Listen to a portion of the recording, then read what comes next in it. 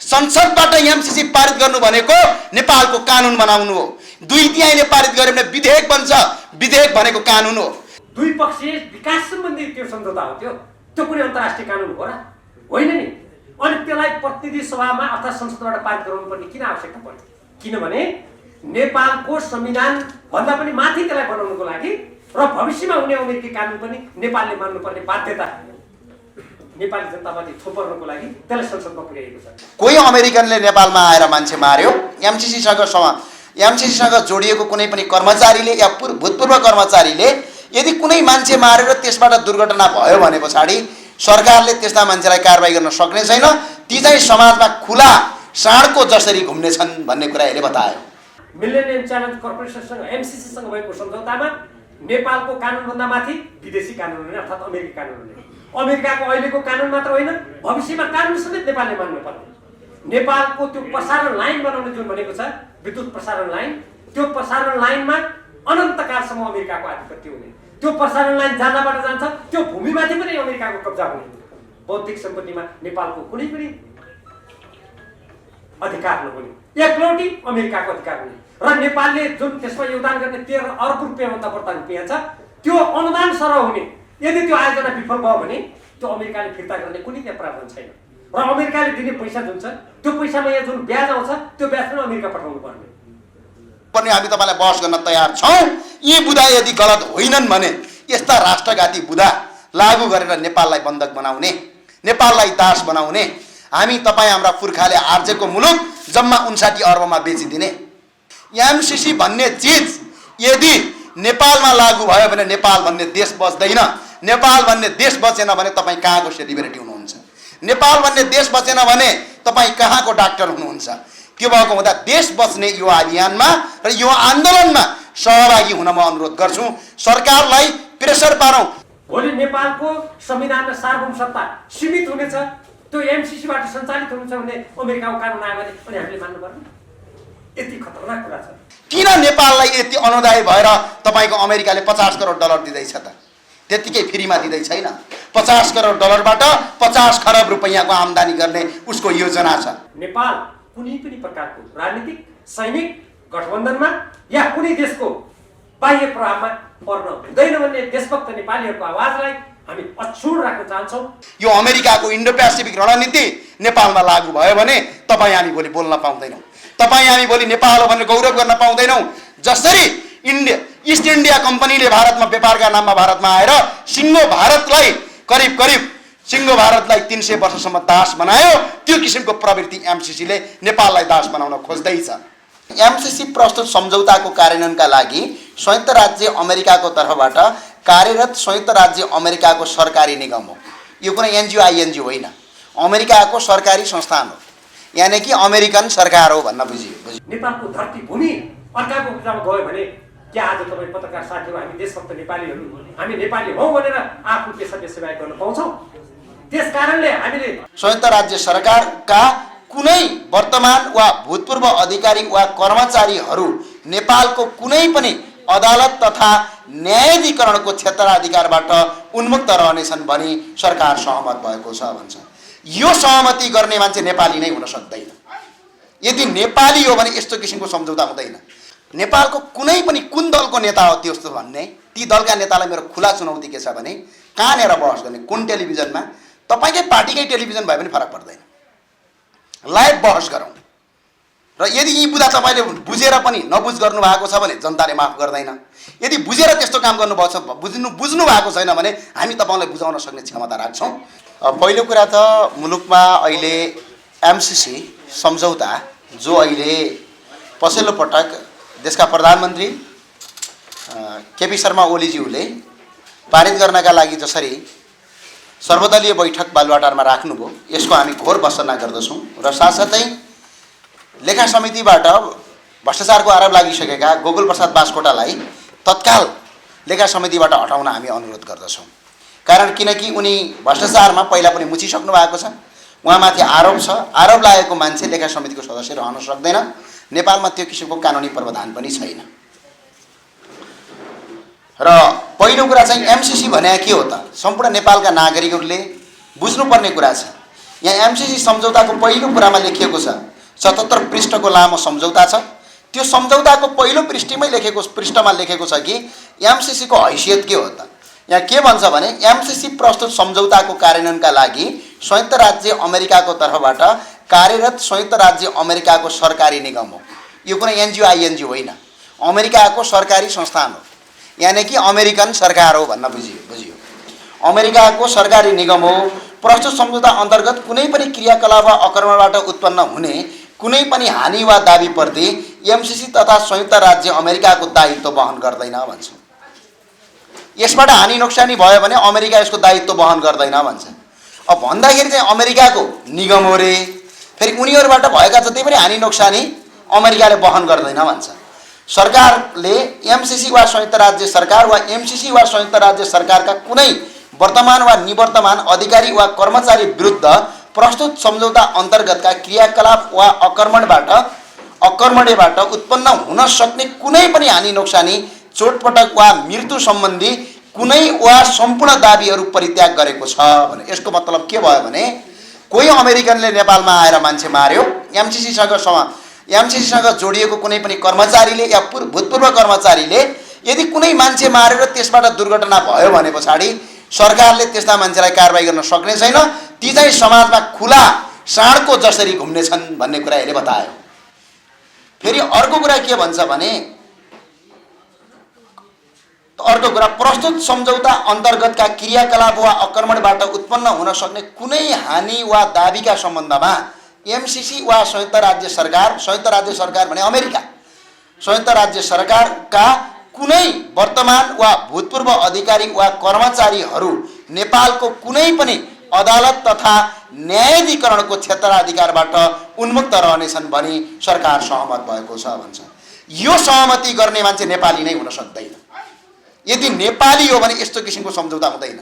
उनीहरूले नेपालमा आएर हत्या गरे पनि, हिंसा गरे पनि, बलात्कार गरे पनि उनीहरू नेपालको कानुनी क्षेत्राधिकारभन्दा बाहिर रहनेछन् भनेर यो दफा 6 को 8 मा एमसीसी को हैसियत 77 पृष्ठमा लेखिएको छ। यो के हो?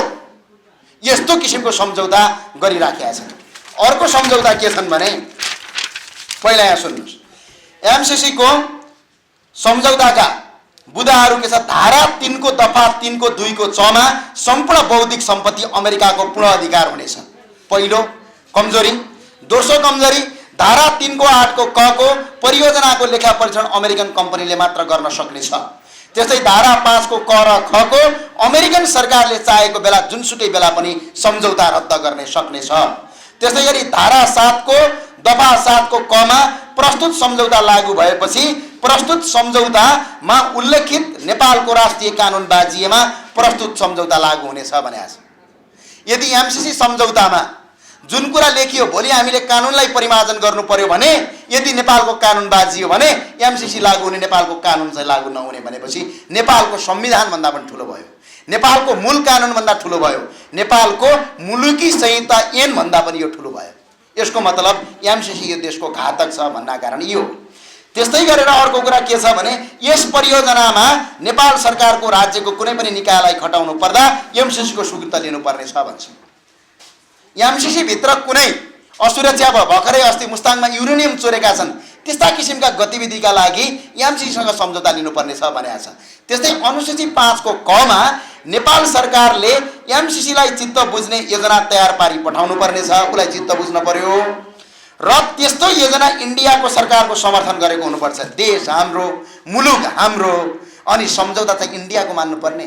सार्वभौम सत्ता भने देश यही हो। यो भए हुँदाखेरि एमसीसी यो राष्ट्र घातक छ र यो एमसीसी पहिला कुरा यो देशको हित विपरीत छ। यो एमसीसी लागू गर्नुको मुख्य उद्देश्य भनेको इन्डो पेसिफिक रणनीति नेपालमा लागू गर्नु हो। नेपाली हाम्रा बाजे र बाउबाजे पुर्खा सबै तपाईँ हाम्रा बाउबाजे पुर्खाहरूले अंग्रेजसँग लड्दै लड्दै बचाएको मुलुक आज तपाईको कति भनेपछि 50 करोड अमेरिकन डलरमा यी दलहरूले बेच्न लागेका छन्। यी दलहरूले बेच्न लागेका छन्। यो कुरा अब एमसीसी मा रकम चाहिँ कति छ भन्ने कुरा होला तपाईलाई। एमसीसी मा रकम चाहिँ कति हो भने अमेरिकन सरकारबाट पहिलो पटक 45 करोड 95 लाख, दोस्रो पटक 4 करोड 5 लाख गरी 50 करोड अमेरिकन डलर आजको मूल्य, अहिलेको मूल्य अनुसार 59 अर्ब 53 करोड 50 लाख रुपैयाँ हो।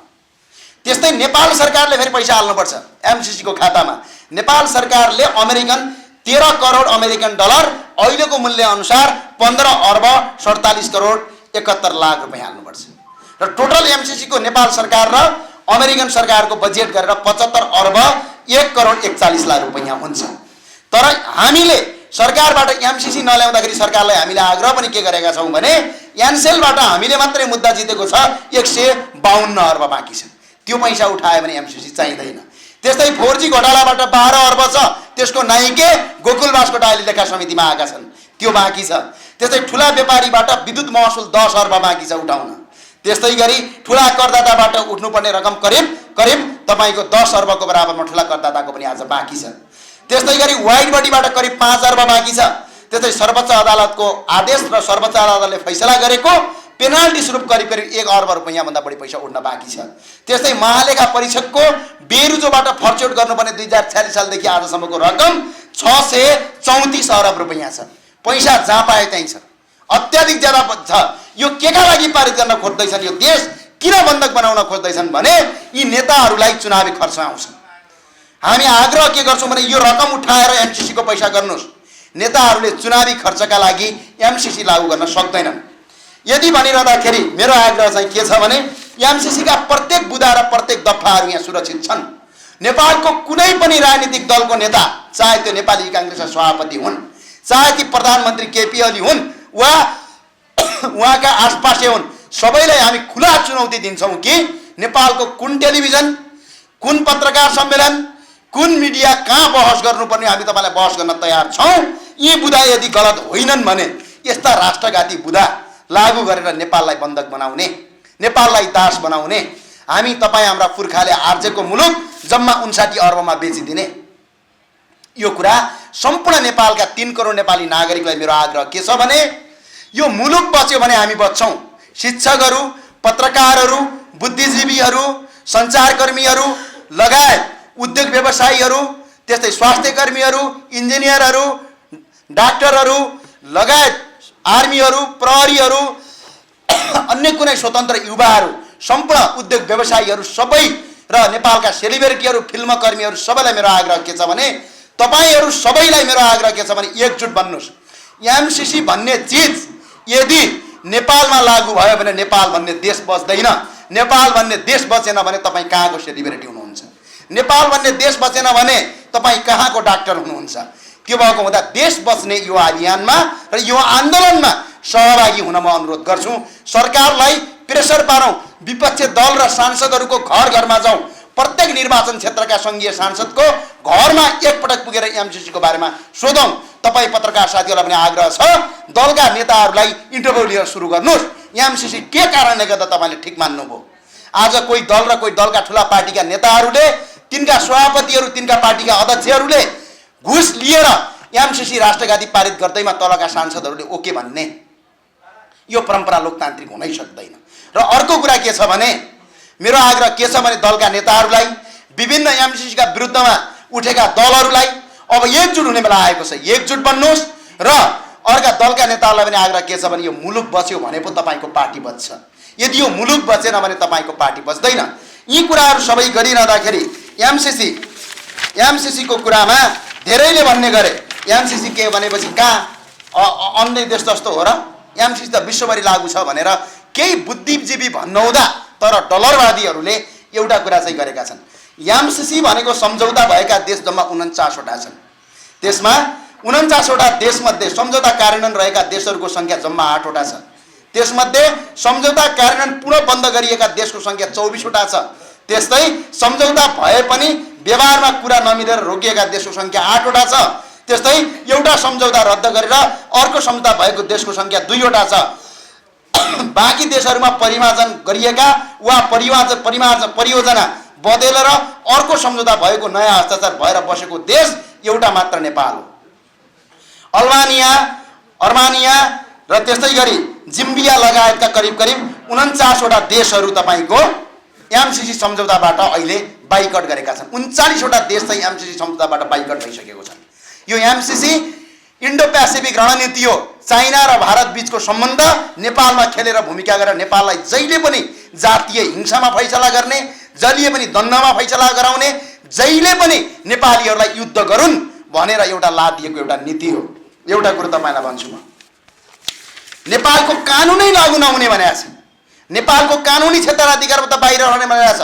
नेपालको टेरिटोरीभित्र, नेपालको क्षेत्रफलभित्र कुनै पनि नागरिक बस्यो या कुनै पनि नागरिक बस्यो भने त्यसलाई नेपालको कानुन लाग्छ, नेपालको संविधानले त्यो भन्छ। तर नेपालभित्र बस्ने, नेपालको कानुन लागू नहुने, यस्तो किसिमको पनि काम हुन्छ, यो गलत कुरा हो। अर्को कुनै पनि एमसीसीसँग आबद्ध भएका कुनै पनि कर्मचारी या त्यसका भूतपूर्व कर्मचारीहरूले कुनै पनि गलत काम गरे भने नेपालको कानुनी क्षेत्राधिकार नरहने भनिरहन्छ। अर्को कुरा लेखा परीक्षण तपाईँको अमेरिकन कम्पनीले गर्ने भन्छ। हामीले लेखा परीक्षण गर्दाखेरि जम्मा दुईवटा तरिका हुन्छ। एउटा हामीले अन्तर्राष्ट्रिय लेखा परीक्षण जुन कानुन छ त्यो अनुसार हामीले गर्छौँ। एउटा अर्को नेपालको लेखा परीक्षण एक्ट हुन्छ, अर्थात् नेपालको एकाउन्टिङ स्ट्यान्डर्ड हुन्छ, त्यो अनुसार हामीले गर्ने हो। र त्योभन्दा अन्त काहीँ पनि हुँदैन। यहाँ त लेखा परीक्षण पनि अमेरिकाको गर्ने, 13 अर्ब रुपियाँ नेपालको लगेर राख्ने, अन्त त्यो 13 अर्बभित्र पनि लेखा परीक्षण अमेरिकनले गरेर 13 अर्ब पनि पचाउने खेल। यस्तो किसिमको गलत किसिमको कार्यले भोलि तपाईँ हाम्रा बालबच्चा र भविष्यहरू सुरक्षित हुँदैन। म सम्पूर्ण नेतावर्गलाई आग्रह गर्छु, तपाईँले त एमसीसी पारित गरेर जानुहोला, तर तपाईँका छोराछोरी भोलि कहाँ बस्छन्? यही मुलुकमा जब अमेरिकाले जब रणनीति खेल्यो भने, जब अमेरिकाले नेपालमा जसरी लिबिया बनायो, जसरी तहस नहस बनायो विश्वका धेरै मुलुकहरू, त्यस्तो हालत यदि नेपालमा गऱ्यो भने यसको जिम्मा कसले लिने? भोलि तपाईँका बालबच्चाका लासहरू सडकको किनारामा भेटियो भने के गर्ने? किन नेपाललाई यति अनुदायी भएर तपाईँको अमेरिकाले 50 करोड डलर दिँदैछ त? त्यतिकै फ्रीमा दिँदै छैन। 50 करोड डलरबाट 50 खरब रुपैयाँको आम्दानी गर्ने उसको योजना छ। एमसीसी कुनै संस्था होइन, कुनै एनजिओ होइन। र अर्को कुरा म के भन्छु भने एमसीसी संसदबाट किन पारित गरिँदैछ? संसदबाट एमसीसी पारित गर्नु भनेको नेपालको कानुन बनाउनु हो। 2/3 पारित गर्यो भने विधेयक बन्छ। विधेयक भनेको कानुन हो। कानुन ऐन बन्छ। त्यो ऐन फेरि परिमार्जन गर्नलाई संसदमा 2/3 चाहिन्छ। यदि एमसीसी सम्झौता यो देशको हितमा काम गर्ने हो भने मन्त्री स्तरीय रूपबाट तपाईँको सम्झौता गरे भइहाल्छ नि। मन्त्री स्तरबाट सम्झौता गरेपछि काम गर्न भइहाल्थ्यो। तर संसदबाट किन पारित गरिँदैछ त? संसदबाट किन पारित गर्दैछ भने यसलाई कानुन बनाइँदैछ। नेपाल जस्तो स्वतन्त्र देशमा 59 अरबमा कानुन बनाएर यो देशलाई, तपाईँको मुलुकलाई, नेपालको स्वतन्त्र मुलुकलाई एउटा अधीनमा राखेर मुलुकलाई तहस नहस बनाउँदैछ। मेरो 10 औँला जोडेर बिन्ती छ नेपालका सम्पूर्ण राजनीतिक दलका नेता कार्यकर्ताहरूलाई, तपाईँका नेताहरूलाई रोक्नुहोस्, ती माननीय सांसदलाई रोक्नुहोस् र तिनीहरूलाई, तिनका बालबच्चाले सोध्नुहोस्। प्रत्येक माननीय सांसदका बालबच्चाहरू हुनुहुन्छ होला, कसैको छोरा हुनुहुन्छ होला, कसैको छोरी हुनुहुन्छ होला, सबैले तपाईँको बाउ आमा काका लगायत दिदी बहिनी कोही हुनुहुन्छ भने उहाँलाई भन्नुहोस्, ती सांसदहरूलाई, यो एमसीसी पारित गर्यो भने हाम्रो लास भोलि सडकमा बिछिनेछ। यो अमेरिकाको इन्डो पेसिफिक रणनीति नेपालमा लागू भयो भने तपाईँ हामी भोलि बोल्न पाउँदैनौँ। तपाईँ हामी भोलि नेपाल हो भनेर गौरव गर्न पाउँदैनौँ। जसरी इस्ट इन्डिया कम्पनीले भारतमा व्यापारका नाममा भारतमा आएर सिङ्गो भारतलाई करिब सिङ्गो भारतलाई 300 वर्षसम्म दास बनायो, त्यो किसिमको प्रवृत्ति एमसीसीले नेपाललाई दास बनाउन खोज्दैछ। यसको कारण भने के हो भने हामी साउथ एसियामा अहिले विश्वको सबैभन्दा उदाउँदो अर्थतन्त्र साउथ एसियामा छ। झन्डै भारत अहिले विश्वको उदाउँदो अर्थतन्त्रमा छ। चाइना अहिले विश्वको दोस्रो नम्बर, अहिले त धनीहरूको लिस्टमा हेर्ने भने चाइना त पहिलो नम्बरमा छ। उदाएको अर्थतन्त्र छ। विश्वको 7 अर्ब जनसङ्ख्या मध्ये करिब 4 अर्ब जनसङ्ख्या हाम्रो यो साउथ एसियामा बस्छ। र यो साउथ एसियामा बसेको 4 अर्ब जनसङ्ख्या विश्वको सबभन्दा ठुलो मार्केट। र अहिलेसम्म हामीले युरेनियम, फलाम, सुन, चाँदी, पानी, वन पैदावार, जडीबुटी लगायतका कति धेरै खानीहरू अहिले पनि हामीले उत्खनन गरेका छैनौँ। यो पूर्वीय सभ्यताको देश हो, यो आयुर्वेदिकको देश हो, यो देउताहरूको भूमि हो। यहाँ धेरै तपाईँको सुनहरू, धेरै किसिमका खानीहरू, धेरै किसिमको सम्पत्तिहरू छ। यो सम्पत्ति यदि अमेरिका, यदि चाइना र भारतको तपाईँको बिआरआई कन्सेप्टमा यदि सडक बन्यो भने, नेपालले 3वटा ठाउँबाट सडक दियो भने, एउटा पश्चिमबाट, एउटा मध्यबाट र एउटा पूर्वबाट 3वटा ठाउँमा सडक यदि खुल्यो भने नेपाल र चाइना जाने या तपाईँको भारत र चाइना जाने ट्रान्सपोर्टेसन कस्ट, यानि कि त्यसबाट लाग्ने शुल्कले मात्र नेपालले सिङ्गापुरभन्दा बढी कर उठाउन सक्छ। र अबको 30-35 वर्ष पछाडि अमेरिकन र युरोपहरू भिसा र पासपोर्ट लगाएर साउथ एसिया आउनुपर्न सक्ने सम्भावना हुन्छ। यसबाट रोक्नका लागि नेपालमा एमसीसी को खेल गराएर जातीय द्वन्द्व फैलाएर अनि एमसीसी का भित्र सेनाहरू बसेर आवश्यक परेको बेला हतियारहरू उपलब्ध गर्ने, यहाँका खानीहरू लिने अनि आवश्यक परेको बेला सरकारमा गएर संसदमा लगेर एमसीसी जस्तो एउटा जाबो 59 अर्ब जब यान्सेलले मात्र 152 अर्ब ठग्या छ, त्यता आँखा जाँदैन यी नेताहरूको। अनि 59 अर्बमा देशको पुरा कानुनै परिवर्तन गरेर मुलुकका हजारौं स्वतन्त्र नागरिकलाई दासको शिकार बनाउने। हाम्रा पुर्खाले आर्जेको मुलुक हो, तपाईँ हाम्रा सबैका पुर्खाहरूले लड्दै आर्जेको मुलुक छ। 70 वर्षका वयोवृद्ध भक्ति थापाले विरगति प्राप्त गरेर आर्जेको देश हो। आज शेरबहादुर देउवा र केपी ओलीले बेच्न पाउने देश होइन यो देशमा हजारौं लाखौं सयौं वर्षको इतिहास छ, सयौं वर्षको इतिहास छ। त्यो इतिहासलाई मेटाउन एउटा एमसीसीले सक्दैन। त्यो भएको हुँदाखेरि हाम्रा पुर्खाहरूले बलिदान दिएको, अंग्रेजसँग लडेको, तिब्बतसँग लडेको र अरू विभिन्न विदेशी शासकसँग लडेर आजसम्म बचाएको मुलुकलाई 59 अर्बमा अहिलेका दलका नेताहरूले दास र गुलाम बनाउँदैछन्। यसका विरुद्धमा तपाईँ जति पनि शिक्षकहरू हुनुहुन्छ, विद्यार्थी हुनुहुन्छ, सञ्चारकर्मी हुनुहुन्छ, पत्रकारहरू हुनुहुन्छ र डाक्टर, चिकित्सक, नर्सहरू लगायत विभिन्न पेशामा आबद्ध भएका जति पनि व्यवसायीहरू हुनुहुन्छ, जति पनि सेलिब्रिटी हुनुहुन्छ, तपाईँहरू एकजुट बन्नुहोस्। यदि तपाईँले एमसीसी को बुदाहरू राम्रोसँग पढ्नु भएको छैन भने एमसीसी का बुदाहरू एमसीसीले प्रष्टै रूपमा नेपाली र अंग्रेजी दुईटै भाषामा राखेको छ, एकपटक अध्ययन गरिदिनुस्, त्यो पढिदिनुस्। ती पढिसके पछाडि ती बुदा प्रत्येक केलाउनुस्। ती बुदा यो राष्ट्रको हितमा छन् भने तपाईँ हामी सबै मिलेर एमसीसी पारित गर्न लगाऊँ। तर राष्ट्रको हितमा छैनन् भने तपाईँहरू उठ्ने बेला आएको छ। सेलिब्रिटी महोदयलाई मेरो आग्रह छ, यो मुलुक बच्यो भने मात्र तपाईँको सेलिब्रिटी बच्छ। यी पार्टीका नेताहरूलाई र विभिन्न पार्टीका दलका कार्यकर्तालाई मेरो आग्रह छ, यो नेपाल भन्ने देश बच्यो भने मात्रै तपाईँको पार्टी हुन्छ। नेपाल भन्दा ठुलो तपाईँको पार्टी हुँदैन।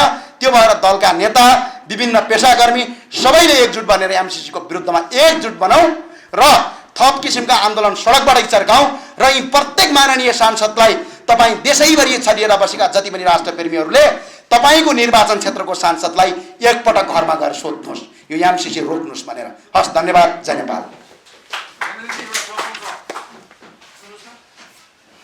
राजनीतिक दलका नेताहरूले भनेका छन् ज्ञानेन्द्र साईले एमसीसीको विषयमा दुष्प्रचार गर्यो, हुँदैन भनेको कुरा चाहिँ हुन्छ है, त्योबाट भनेर समाजमा आतंक सृजना गर्ने काम गर्यो भन्ने आरोप लगाएको छ। के भन्नुहुन्छ? मेरो चाहिँ आग्रह के छ भने एमसीसी को यो 77 पृष्ठको लामो सम्झौता छ, एमओयू छ। त्यसै गरी यो सम्झौताका प्रत्येक दफाहरू यसमा सुरक्षित छन्। अहिले पनि एमसीसी को वेबसाइटमा राखिएको छ। ल ठिकै छ, इङ्ग्लिस त पढ्न नजानौँला रे, नेपाली त पढ्न आउँछ त हो। नेपालको कुनै पनि कुन दलको नेता हो त्यस्तो भन्ने, ती दलका नेतालाई मेरो खुला चुनौती के छ भने कहाँनिर बहस गर्ने, कुन टेलिभिजनमा, तपाईँकै पार्टीकै टेलिभिजन भए पनि फरक पर्दैन, लाइभ बहस गरौँ। र यदि यी बुदा तपाईँले बुझेर पनि नबुझ गर्नु भएको छ भने जनताले माफ गर्दैन। यदि बुझेर त्यस्तो काम गर्नुभएको छ, बुझ्नु भएको छैन भने हामी तपाईँलाई बुझाउन सक्ने क्षमता राख्छौँ। लाइभ बहस गरौँ, खुला चुनौती हो यो, खुला छ, कहीँ कतै लुकाएर लुकाउने कुरा होइन। प्रत्येक सेक्सन सहित हामीले पढ्न सक्छौँ, प्रत्येक दफा उपदफा अनुसूची सहित हामी बहस गरौँ। यी बुदाहरू राष्ट्रघाती छन् कि छैनन्? यदि यी बुदा राष्ट्रघाती छन् भने किन पारित गरे? पैसाको लोभमा। पोडियममा उभिएर एमसीसी को चर्को स्वरमा विरोध गर्ने नेताहरू अहिले एमसीसी चाँडो पास गर्ने लाइनमा उभिसकेका छन्। ज्ञानेन्द्र साईसँग न राजनीतिक दल छ, न दल प्रतिनिधि हो, न ठुलो जनताको समर्थन छ। तपाईँले विरोध गर्दैमा हुन्छ चाहिँ के रोकिन्छ त एमसीसी? होइन, संसारको सबभन्दा ठुलो कुरो सत्य हो। सत्यभन्दा ठुलो केही पनि छैन। र अनि तपाईँलाई लाग्छ होला शक्ति छैन भने 80 लाखभन्दा बढी हस्ताक्षर यही अभियानले उठाएको। यो कुनै केटाकेटीको खेल होइन। नेपालका नागरिक सक्षम छन्, सबल छन्। दल भन्ने कुरा के हो? दल भन्ने जनताको आस्था होइन। ती जनताका आस्था, जनले केपी शर्मा ओलीज्यूलाई भोट हाले, जनले शेरबहादुर देउवाजीलाई भोट हाले, जनले अन्य दलका नेताहरूलाई भोट हाले, ती दलका सबै ती नागरिकहरूले त एमसीसी चाहिँदैन भनेका छन् नि। भने आफूलाई भोट हाल्ने भोटरको कुरा पनि सुन्नु पर्दैन? एकपटक भोट लगिसकेपछि जे पाए त्यही गर्न पाइन्छ। यो लोकतन्त्र हो।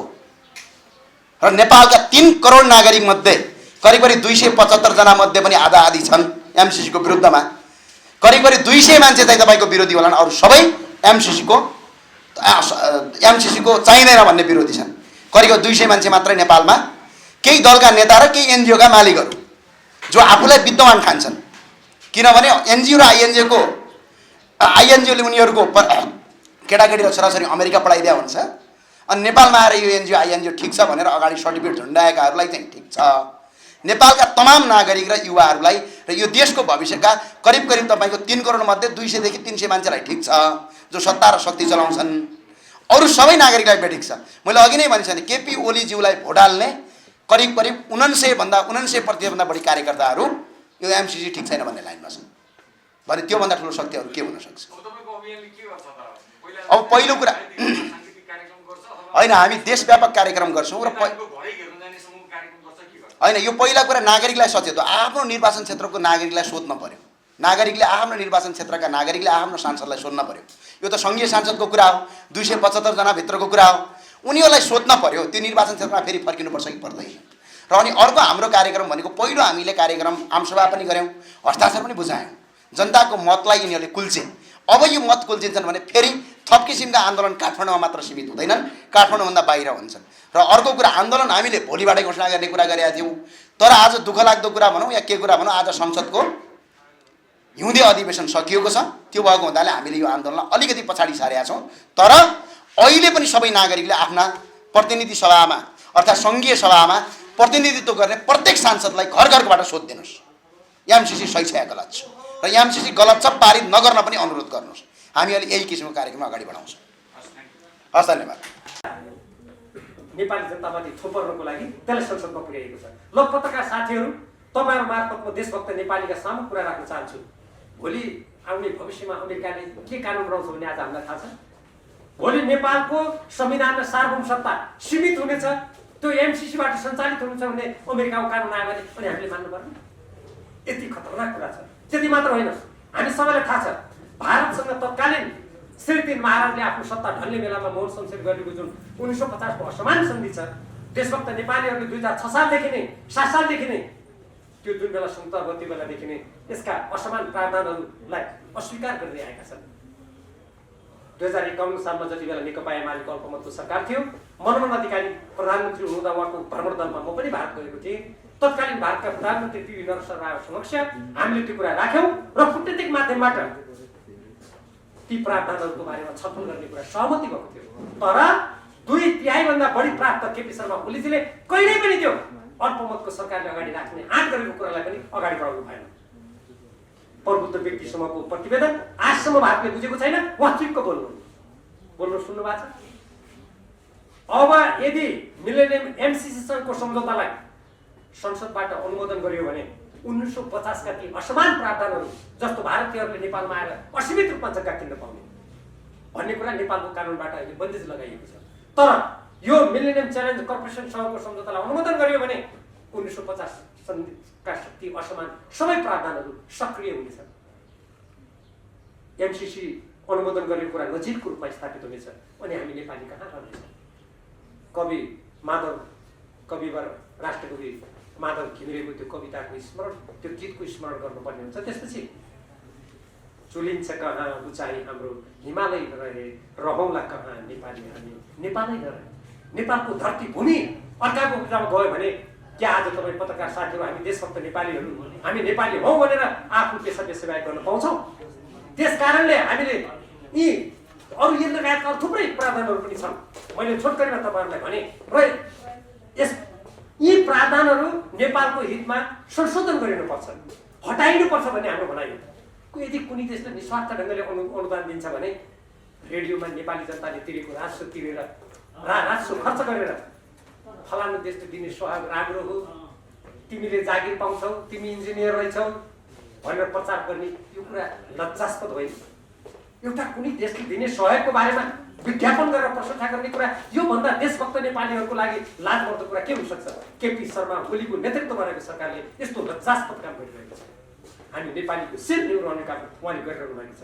त्यति मात्र होइन, उहाँका विश्वास पात्र बनेका अर्थमन्त्री युवराज खतिवडाले प्रतिनिधि सभामा अनुमोदनको लागि पेश गरिएको एमसीसीसँगको सम्झौता अनुमोदन नहुँदै कार्यान्वयन सम्झौता गर्नुभयो गोप्य रूपमा।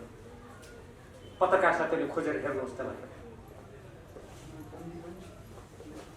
प्रतिनिधि सभामा पेश भएको सम्झौताको एउटा दफा अनुसूची 1 मा रहेको एउटा प्रावधान गोप्य रूपमा उहाँले पत्राचार गरेर संशोधन गरिदिनु भयो। संसदमा अनुमोदन नभएको सम्झौताको कार्यान्वयन सम्झौता हुन सक्छ? अहिले मैले 5 तारे होटलमा त्यसको कार्यालय खोलेर चलाएको छु, लाखौं रुपियाँ तलब दिएको छ तपाईँ हामीले तिरेको करबाट, अनि कुनै सम्झौता अनुमोदन नहुँदै नेपालले स्वीकृत नगर्दै त्यसलाई कार्यान्वयन गर्न गोप्य सम्झौता गर्ने अमेरिकासँग, 5 तारे होटलमा कार्यालय खोलेर देशको राजस्वको दोहन गर्ने, अनि त्यो अनुदान त यस्तो राम्रो हो उस्तो राम्रो भनेर विज्ञापन गरेर तपाईँ हाम्रो राजस्वमाथि खेलबाड गर्ने यो काम साँच्चीकै भन्ने हो भने यस्तो गर्ने व्यक्तिहरूलाई नेपालको कानुन लागेर दण्डित गर्नुपर्ने। युवराज खतिवडाजीले जुन मैले अघि भनेका 2टा काम छन्, यी साँच्चीकै भन्यो भने देशद्रोह भनेर उहाँलाई मुद्दा चलाइनु पर्ने, त्यति गम्भीर कुरा हो। अनि यस्तो कामको संरक्षण केपी शर्मा ओलीजीले के कारणले गर्नु? देशको प्रधानमन्त्री भएको व्यक्तिले कुनै पनि देशमा आफ्नो देशको राष्ट्रिय हितको सुरक्षा गर्छ, आफ्नो राष्ट्रिय सुरक्षाको लागि काम गर्छ, अनि अर्काको देशको हिन्द प्रशान्त क्षेत्रको रणनीति हो भनेर अमेरिकी मन्त्रीहरूले बारम्बार भनेको छ। नेपाल कुनै देशको रणनीतिको अंग हुन सक्दैन। चीन होस् या जापान होस् या भारत अमेरिका जोसुकै होस्, नेपाल स्वतन्त्र परराष्ट्र नीतिमा अगाडि बढ्नुपर्छ भनेर नेपालको संविधानमा लेखिएको छ। नेपालको संविधानमा लेखिएको यस्तो कुराको विरुद्धमा जाने भनेको यसको अर्थ के हुन्छ? देशभक्त नेपालीहरूले गम्भीर रूपमा सोच्नुपर्छ। हाम्रो देश पृथ्वीनारायण शाहले एकीकरण गरेदेखि कतिपय देशहरू अर्काको अधीनमा गए, तर हामी कहिले पनि पराधीन भएनौँ। यद्यपि लडाइँमा पराजित भएर हामीले भूमि गुमाउँदाखेरि भूमि गुमायौँ हामीले के, तर हामी पराधीन भएनौँ। तर आज यत्रो शिक्षा आर्जन गरेका विदेशका यति धेरै देशहरूमा प्रवासी नेपालीको रूपमा भएर देश विदेशको बारेमा जानकारी प्राप्त गरेका यत्रो सञ्चारकर्मीहरू आज छिनछिनमा नेपाली जनतालाई सूचना दिइरहेको नेपालमा यसरी देशको स्वाधीनतामाथि आँच आउँदाखेरि हामी यदि चुप लाग्यौँ, यदि हामीले यी सम्पूर्ण कुरालाई गम्भीर रूपमा अगाडि लिएनौँ र सरकारका यस्ता राष्ट्रिय हित विरोधी कामलाई रोक्न हामीले पाइला चालेनौँ भने कुनै दिन हामी नेपालीले हाम्रो पराधीनता बेहोर्नु पर्ने स्थिति आउन सक्दछ, स्वाधीनता गुमाउनु पर्ने स्थिति आउन सक्दछ। त्यसकारण एमसीसी सम्झौतासँग भएका यी प्रावधानहरूलाई सच्याइनुपर्छ, हटाइनुपर्छ। अमेरिका फर्स्ट, अमेरिका पहिलो, मेरो हित पहिलो भन्न पाउने, भारतका प्रधानमन्त्रीले मेरो भारत महान हो, मेरो हित पहिलो भन्न पाउने, चीनका राष्ट्रपतिले त्यस्तै भन्न पाउने, अरू देशका सबै राष्ट्राध्यक्ष प्रधानमन्त्रीले आफ्नो राष्ट्रिय हितको कुरा गर्न पाउने, श्रीलङ्काले एमसीसी मेरो राष्ट्रिय हितमा छैन भनेर खारेज गर्न पाउने, अरू कयौँ देशहरूले त्यसका प्रावधानहरूलाई सच्याउन पाउने। अनि नेपालमा यदि नेपालको राष्ट्रिय हितको कुरा गर्छ भने हाम्रो कानुनसँग नमिलेको, हाम्रो राष्ट्रको संविधानसँग नमिल्ने, हाम्रो परराष्ट्र नीतिसँग नमिल्ने, हाम्रो देशभक्तिसँग नमिल्ने, हाम्रो राष्ट्रिय हितमा आँचाउने कुरा सच्याउँ।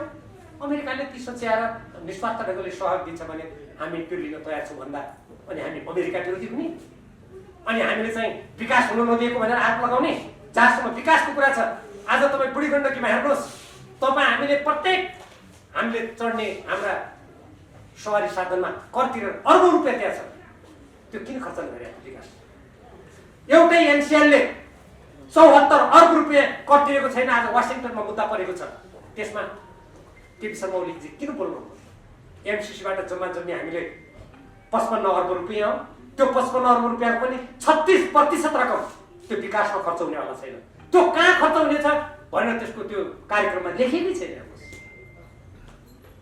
मान्नुहोस् वर्षमा सालाखाला 10 अर्ब आयो भने त्यो 10 अर्बको 5 अर्ब पनि विकासमा खर्च हुनेवाला छैन।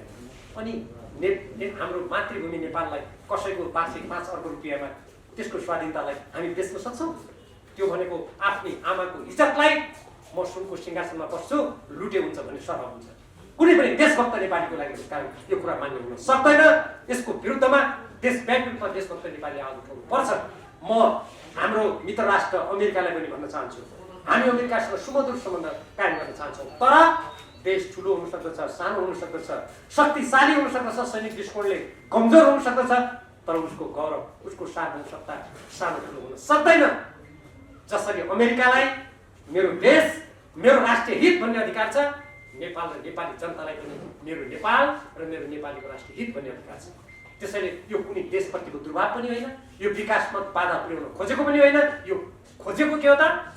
नेपालको संविधान अनुसार हुनु पर्यो, नेपाली जनताको देशभक्तिको भावनामा ठेस लाग्ने हुनु भएन, नेपालको अस्मितामाथि आँच पुर्याउने हुनु भएन, नेपालमाथि कुनै बाह्य शक्तिले यहाँ चलखेल गरेर यो कसैको रणभूमि भएर भोलि अफगानिस्तान र सिरिया जस्तो स्थितिमा पुग्नु भएन। हाम्रो भनाइ त्यो हो र र तत्कालीन नेपाल कम्युनिस्ट पार्टी नेकपाको केन्द्रीय कमिटीले यही कुरा भनेको थियो, कार्यदलले त्यही रिपोर्ट दिएको थियो, तर केपी शर्मा ओलीजीले यो प्रतिवेदनमा कहिले पनि छलफल गराउन तयार हुनु भएन। त्यसकारण आज मेरो व्यक्तिगत भनाइ पनि के हो भने अमेरिकासँग सुमधुर सम्बन्ध कायम गर्नको लागि, अझ राम्रो सम्बन्ध बनाउनको लागि हामीले उठाएका यी कुराहरूलाई सच्याइनुपर्छ, हटाइनुपर्छ। यदि हटाइँदैन भने यो सम्झौता रद्द हुनुपर्छ। कुरा स्पष्ट छ। यति नै हो। र पत्रकार साथीहरू, यसबाहेक तपाईँहरूका कुनै प्रश्न छन् भने, तपाईँहरूका कुनै प्रसङ्ग छन् भने म त्यसलाई स्पष्ट पार्ने प्रयास गर्छु। त्यसको लागि म यहाँहरूलाई हार्दिक आमन्त्रण गर्छु। धन्यवाद। जस्तो तपाईँले एमसी यदि संशोधन भनेर रद्द गर्नुपर्छ भन्नुभएको छ, रद्द गर्ने कामबाट संसदमा भोटिङ गरेर तपाईँलाई एउटा सुनौलो अवसर पनि छ। तपाईँहरूले कसैलाई राष्ट्रघाती, राष्ट्रद्रोही भनेर ट्याग लगाउनुभन्दा संसदमा गएर मतदान गराएर एमसिसीको पक्षमा कसले मतदान गर्दो रहेछ भनेर नेपाली जनताले पनि देखाउने अथवा राष्ट्रघातीहरू भनेर तपाईँले उदाङ्ग बनाउने एउटा अवसर पनि छ। तपाईँहरू संसदमा किन पेस गर्न चाहनुहुन्न? होइन, हामीले किन चाहेनौँ भने सरकारले यसलाई पारित गर्नुपर्छ भन्ने प्रस्ताव ल्याइसकेपछि अनि बहुमत प्राप्त सरकारले पारित गर्ने भएन। अनि यो जनतालाई देखाउने कुरा महत्त्वपूर्ण हो कि राष्ट्रको हितमा नभएको कुरालाई रोक्ने कुरा महत्त्वपूर्ण हो? मलाई लाग्छ रोक्ने कुरा महत्त्वपूर्ण हो। को मान्छे त्यसको पक्षमा रहेछ, को रहेछ हेरौँ न त भन्ने, त्यसलाई पारित गरिदिने, त्यो त कुनै राष्ट्रको हितमा चाल्ने पाइला भएन नि। भनेपछि सांसदहरू एमसिसीको पक्षमा धेरै हुनुहुन्छ भन्ने तपाईँहरूको आन्दोलन? सांसदहरू धेरै हुनुहुन्छ भने आहिले मैले प्रधानमन्त्री भएपछि त प्रधानमन्त्रीका पक्षधरहरू त समर्थनमा जाने भन्ने अनुमान त गर्नु परेन? त्यो अरू के छ नि? अब यसलाई रोक्ने कसरी कमरेड? त्यसलाई रोक्नको लागि अहिले रोकिरहनु भएको छ नि। म सभामुखलाई धन्यवाद दिन चाहन्छु। उहाँले के भन्नुभयो, मेरो सम्पूर्ण राजनीति मैले गर्ने काम राष्ट्रहितको लागि हो, राष्ट्रहित विपरीतका कुरामा म अगाडि बढ्दिनु भन्नुभएको छ। उहाँको त्यो देशभक्तिपूर्ण अडानको हामी सबैले प्रशंसा गर्नुपर्छ। एउटा। दोस्रो, यस्ता राष्ट्रिय महत्त्वका विषयमा त पार्टीमा छलफल हुनु पर्यो होइन र? हामीले तत्कालीन नेपाल कम्युनिस्ट पार्टी नेकपामा त्यसको बारेमा छलफल गऱ्यौँ। त्यसले कार्यदलले प्रतिवेदन दियो। त्यो प्रतिवेदनबारे पार्टीमा छलफल नगरिकन संसदमा जान्छ त? अहिले सबै राजनीतिक दलमा त्यो छलफल हुनु पर्यो। त्यसका राष्ट्रहितमा नभएका कुराहरू छन् भने छन्, जुन कुरा छन् भन्यो होइन कि छन्, त्यसलाई संशोधन गर्नु पर्यो, हटाउनु पर्यो शुद्ध रूपमा। जसरी अरू देशबाट सहयोग आउँछ अनि त्यो सहयोग सबै पार्टीले संसदमा गएर अनुमोदन हुने देख्नु भएको छ त? जापानले दिन्छ। त्यो त खुल्लो द्विपक्षीय सम्झौता भएर त्यसको त विकासको कारण नै हुन्छ नि। अनि त्यो मात्रै संसदमा गएर अनुमोदन गर्नुपर्ने किन? किनभने नेपालको संविधानभन्दा कानुनभन्दा त्यसलाई माथि राख्नु परेको छ।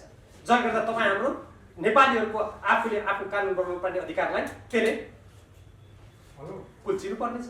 त्यस कारण गरे हो नि। त्यसलाई रोक्ने कसरी भने संसदमा पनि सबै देशभक्त सांसदहरूले त्यसलाई अस्वीकार गर्नलाई उहाँहरूले आवाज उठाउनु पर्यो।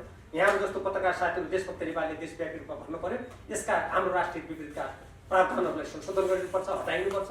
त्यसलाई हटाएर अमेरिकासँग सहयोग लिने कुरामा कुनै आपत्ति भएन। नेकपा एमाले व्हिप जारी गरेर एमसिसीको पक्षमा मतदान गर्नु भन्यो भने तपाईँहरू फ्लोर क्रस गर्नुहुन्छ त्यस्तो?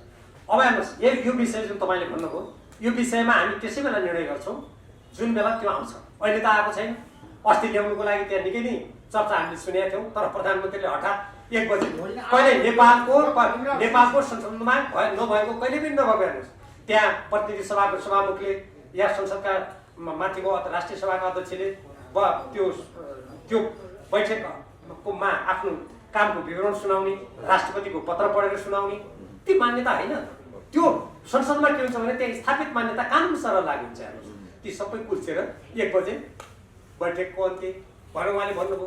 त अब त्यस कारण अब आउने दिनमा बैठक बस्दाखेरि कसरी ती कुरा पेश हुन्छ त्यही अनुसार हामीले राष्ट्रको हितलाई सर्वोपरि राखेर पाइला चाल्नुपर्ने हुन्छ। ठ्याक्कै मलाई के बताउनुहोस् भन्दाखेरि अहिले जसरी नेपाल कम्युनिस्ट पार्टी एमाले विभाजनको तयारीमा जुटेको छ, अब तपाईँले जतिसुकै ठुलो कुरा गरे पनि अब पार्टी 2 फ्ल्याग भइसक्यो, 2 चिरा भइसक्यो र पार्टी फुटाउनको लागि प्रधानमन्त्री केपी शर्मा ओलीले पनि तपाईँहरूलाई चेतावनी चुनौती पनि दिइसक्नु। आज बालुवाटारमा अहिले बैठक राखेर भन्नुभएको छ माधवकुमार नेपाल झलनाथ खनाल र भीमराव नआए पनि एमालेलाई कुनै फरक पर्दैन भनेर घोषणा गरिसकेको अवस्थामा अब तपाईँहरू त्यही पार्टीमा टाँसेर बस्नुहुन्छ कि अर्को नयाँ पार्टी खोल्नुहुन्छ क्या? क्लियर कट हुनुहोस् न। तपाईँ जस्तो बौद्धिक नेता दुधारमा दुविधामा अन्यमा हुनुहुन्छ, कुनै विचार छैन। ऋषिजी, पहिलो कुरा म छोटकैमा मात्रै जवाब दिन्छु। हामी दुविधामा पनि छैनौँ, अन्यमा पनि छैनौँ। हामी त्यो पार्टीमा टाँसेका हौँ। हामी त्यो पार्टीका निर्माता हौँ। म तपाईँहरूलाई अहिले भने 9 राष्ट्रिय महाधिवेशनबाट उपाध्यक्ष पदमा केपी शर्मा ओलीजीभन्दा बढी मत ल्याएर निर्वाचित मान्छे हुँ। केपी शर्मा ओलीजी म 9 राष्ट्रिय महाधिवेशनबाट निर्वाचित भएपछि मेरो पद कसरी जान्छ भन्नुहुन्छ? अनि त्यो भन्ने अधिकार हामीलाई हुँदैन। हामी टाँसेका होइनौँ, हामी त त्यो पार्टीका 9 राष्ट्रिय मानिसबाट निर्वाचित व्यक्ति हौ। केपी शर्मा ओलीजीले के गरिदिनु भयो? फागुन 28 गते पार्टीको विधान मिचेर अवैध किसिमले सबैलाई हटाइदिए भनेर अवैध घोषणा गर्नुभएको छ। त्यो अवैध घोषणा हाम्रो लागि मान्य छैन।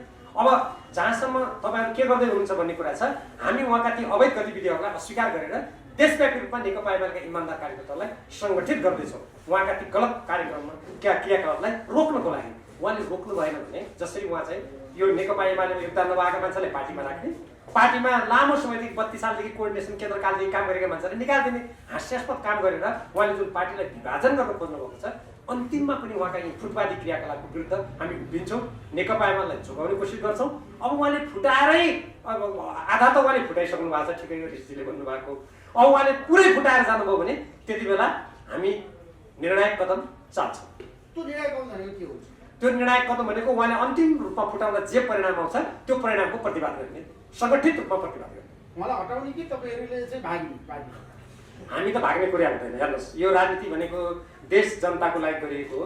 यो कुनै व्यक्तिको धम्कीबाट हामीले राष्ट्र र जनताको सेवामा आफ्नो राष्ट्रको हितमा गर्ने कामका हाम्रा पाइलाहरू रोकिने भन्ने कुरै आउँदैन, भाग्ने भन्ने कुरै आउँदैन, डराउने भन्ने कुरै आउँदैन। फेरि यो राजनीति भने केपी शर्मा ओलीजीलाई चिनेर गरे कुरा हो र यो। उहाँ 9 राष्ट्रिय मानिसबाट अध्यक्ष हुनुभयो त हामी उपाध्यक्ष थियौँ, कोही हामी उपमहासचिव थियौँ, कोही सचिव थियौँ, कोही सदस्य थियौँ। त्यो उहाँको व्यक्तिगत त्यो कुनै नेकपा एमाले भनेको कम्पनी त होइन नि, प्राइभेट लिमिटेड कम्पनी त होइन। त्यस्तै देखिया छ, KP Oli and private company जस्तो देखिया छ। त्यसपछि तपाईँहरू समक्ष रहेका जुन 30-32 जना सांसदहरूलाई समेत पदमुक्त गर्ने गरी उहाँले स्पष्टीकरण सुन्नेसम्मको कुराहरू आएको छ। यस सन्दर्भमा के भन्नुहुन्छ? अब उहाँका गतिविधिले तपाईँले भनेको कुरा ठिक हो। त्यस्तो खालको व्यक्तिगत कम्पनी जस्तो उहाँले देखाउनु खोज्नुभयो, यो उहाँको अलोकतान्त्रिक र मार्क्सवाद विरोधी चरित्र हो, चिन्तन हो। अर्थतन्त्रमा पनि उहाँले नवउदारवादी र दलाल पुँजीवादीलाई पोस्ने र नेपालका श्रमजीवी जनतामाथि प्रहार गर्ने काम गरिरहेको छ। यसको पछिल्लो उदाहरण केही समय अगाडि नेपालका कुखुरा पालक, मासु उत्पादक, दुग्ध उत्पादक जसले नेपाल धेरै ठुलो लगानी गर्नुभएको छ, अब उहाँहरूको त्यो लगानी एकातिर त्यसमा उहाँहरू आत्मनिर्भर हुँदैछ भन्नुभएको छ, अर्कोतिर बाह्य लगानी भित्राएर उहाँलाई विस्थापित गर्ने काम गर्नुभएको छ। पछिल्लो उदाहरण हो। त्यसरी तपाईँले भनेको कुरा त्यो ठिकै हो, तर उहाँले जुन त्यसरी व्यवहार गरिरहनु भएको छ हामी त्यसको प्रतिवाद गर्छौँ र यो पार्टीलाई उहाँका यी गलत सैद्धान्तिक र संरचनात्मक क्रियाकलापबाट मुक्त गर्नको लागि हामी दृढतापूर्वक अगाडि बढ्छौँ। र जुन सांसदलाई उहाँले स्पष्ट सोध्नु भएको छ त्यो त उहाँको स्वेच्छाचारी र निरङ्कुश चरित्रको द्योतक हो। त्यसलाई हामीले तपाईँले जे आरोप लगाउनु भएको छ त्यो आरोपहरू गलत हुन् भनेर हामीले त्यसलाई खण्डन गरिसकेका छौँ। विशेष त 2 शीर्ष नेताको बिचमा दोस्रो चरणको वार्ता भइसकेका छ। वार्ता चाहिँ के विषयमा केन्द्रित भएको छ, के विषयमा कुरा नमिलियो त्यो पनि स्पष्ट पार्दैन। त्यो केपी शर्मा ओलीजी र माधव नेपालजीको बिचमा जुन 2 दिन वार्ता भयो, त्यो वार्ताको लागि प्रधानमन्त्रीजीले नै आमन्त्रण गर्नुभएको हो। तर उहाँ ती वार्तामा जसरी प्रस्तुत हुनुभयो त्यो हेर्दा हामीलाई के लाग्यो भने त्यो वार्ता उहाँले कुनै साँच्चीकै समस्या समाधान गर्न वा यो पार्टी जोगाउनु होइन, देखाउनुको लागि र आफ्ना केही निहित उद्देश्य पुरा गर्नुको लागि उहाँले मञ्चन गरेको जस्तो मात्र देखिन्छ। किनभने पहिलो दिनको बैठकमा प्रष्ट रूपमा वरिष्ठ नेता माधव नेपालजीले के भन्नुभयो भने हामी नेकपा एमालेलाई जोगाउने हो भने तपाईँ प्रधानमन्त्री भएकोको कर्तव्य हो, पार्टी अध्यक्षको कर्तव्य हो पार्टीलाई जोगाउने, सबैलाई समेटेर लाने, पार्टीलाई व्यवस्थित गर्ने कुरा तपाईँको कर्तव्य हो। त्यो गर्नु सक्नु भने त्यसैमा तपाईँको योग्यता देखिन्छ। त्यसकारण तपाईँ फागुन 28 गते पार्टीको विधान विपरीत गरेको तपाईँको निर्णय फिर्ता लिनुहोस् भन्दा उहाँले त्यो दिन मान्नु भएन र के भन्नु भने फेरि छलफल गरौँ भन्नु। तर फेरि हिजो त्यो बैठक बस्दाखेरि त्यो बैठकमा उहाँले अब म यो केही कुरा पनि फिर्ता लिन्न, मैले गरेको सबै काम ठिक छ भन्नुभयो र हामीले त त्यो उहाँले गरेको अवैध निर्णयलाई मान्ने कुरा भएन र त्यसकारण वरिष्ठ नेता माधव नेपालजीले त्यो त मान्न सकिँदैन भनेपछि त्यसपछि त्यो कुरा सक्यो। त्यसैले त्यो वार्ताको कुनै अर्थ पनि छैन, त्यसमा कुनै सार्थक परिणाम पनि आएन र त्यो वार्ता भनेको उहाँले मलाई लाग्छ आज 10 गते उहाँको कथित राष्ट्रिय महाधिवेशन आयोजक कमिटीको बैठक गरेपछि हेर्नु मैले त प्रयास गरेका थिएँ तर प्रयास भएन, माधव नेपालजीले मान्नु भएन भनेर त्यो देखाउन र पार्टी कार्यकर्ताहरूमा भ्रम छर्ने र अन्त पनि कोही भ्रम सिर्जना गर्ने उहाँको उद्देश्य होला। त्यो उद्देश्यबाट मात्र मञ्चन गरिएको उहाँको व्यवहारबाट देखिएको छ। हामी साँच्चीकै सार्थक बाँच्न चाहन्थ्यौँ र साँच्चीकै नेकपा एमालेलाई यसको पार्टी विधान अनुरूप सर्वोच्चको फैसला अनुसार अगाडि बढाउन चाहन्थ्यौँ, तर त्यो कुरा उहाँको लागि मान्य भएन। डाक्टर भीम रावल नेकपा भित्रको बौद्धिक नेता, देशलाई चाहिने राष्ट्रवादी नेता, अझ प्रधानमन्त्री हुनुपर्ने मान्छे तपाईँ जतिको व्यक्ति हुनुपर्ने भनेर जनताले आशा गरिराखेका छन्। तपाईँमा त एउटा त्यस्तो सूत्र छ नि जुन सूत्रले गर्दा नेकपा एमाले एक हुन सक्छ, के छ त्यो सूत्र भन्नु? मैले चैत्र 2 गते धुम्बाराईको वार्ता विफल भएपछि भोलिपल्ट विशेष आग्रह गरेर बालुवाटारमा गएर 2.5 घण्टा उहाँसँग मैले कुराकानी गरेँ। अब त्यो कुरा सबै विस्तृत रूपमा त यहाँ प्रस्तुत गर्न सम्भव छैन। मूलभूत रूपमा हाम्रो राष्ट्रको बृहत्तर हित, नेपाली जनताको लोकतन्त्र अधिकारको सुरक्षा, हाम्रो राष्ट्रिय स्वाधीनता स्वतन्त्रताको सुरक्षा र हामी आजको अन्तर्राष्ट्रिय संवेदनशील परिस्थितिमा नेपाललाई स्वाधीन राष्ट्रको रूपमा कसरी अगाडि बढाउन र नेपाली जनताका आर्थिक विकास र समृद्धिका आकाङ्क्षाहरू कसरी पुरा गर्ने भन्ने सन्दर्भमा मैले धेरै लामो कुरा गरेँ र मैले भने तपाईँले फागुन 28 गतिको निर्णय रद्द गर्नुहोस्, हामीहरू चैत्र 4 र 5 गति बोलाएको राष्ट्रिय कार्यकर्ता भेला स्थित गर्छु भने, तर मैले मान्नु भएन। प्रयत्न धेरै गरियो, तर उहाँमा एउटा यस्तो किसिमको प्रवृत्ति धेरै गहिरो गरेको देखिन्छ जहाँ उहाँ म हो, मैले गर्नुपर्छ, मेरो स्वार्थ नै आज राष्ट्रको स्वार्थ हो, मैले जे गर्छु त्यो ठिक छ भन्ने अत्यन्त मार्क्सवाद विरोधी अलोकतान्त्रिक चरित्रले धेरै उहाँमा जरा गाडेको देखिन्छ। अब त्यो जरालाई निकाल्ने कुनै उपयुक्त औषधि अहिलेसम्म हामीले भेटिसकेका छैनौँ। फागुन 28 को निर्णय फिर्ता भयो भने नेकपा एमाले मिल्छ। अब त समस्या छैन, हामीले कुनै मागै गरेका छैनौँ। हामीले उहाँ प्रधानमन्त्रीबाट हट्नुहोस् पनि भनेका छैनौँ, पार्टी अध्यक्षबाट हट्नुहोस् पनि भनेका छैनौँ, हामीलाई कुनै पद चाहियो पनि भनेका छैनौँ। हामीले केवल के मात्र भनेका छौँ भने यो कानुनी शासनबाट देश चल्नुपर्ने परिस्थितिमा तपाईँ पनि पार्टीको विधानअनुसार चल्नुहोस्, नेकपा एमालेको सिद्धान्त नीतिलाई परित्याग नगर्नुहोस्, राष्ट्रको हितमा तपाईँ चिन्तन मनन गर्नुहोस् र आफ्ना व्यवहार र कार्यशैलीलाई पनि पार्टीको नीति निर्देशन अनुसार राख्नुहोस् मात्रै हामीले भनेका छौँ। अब त्यो त्यसमा उहाँ तयार हुनुभयो भने त हाम्रो तर्फबाट कुनै समस्या नै छैन।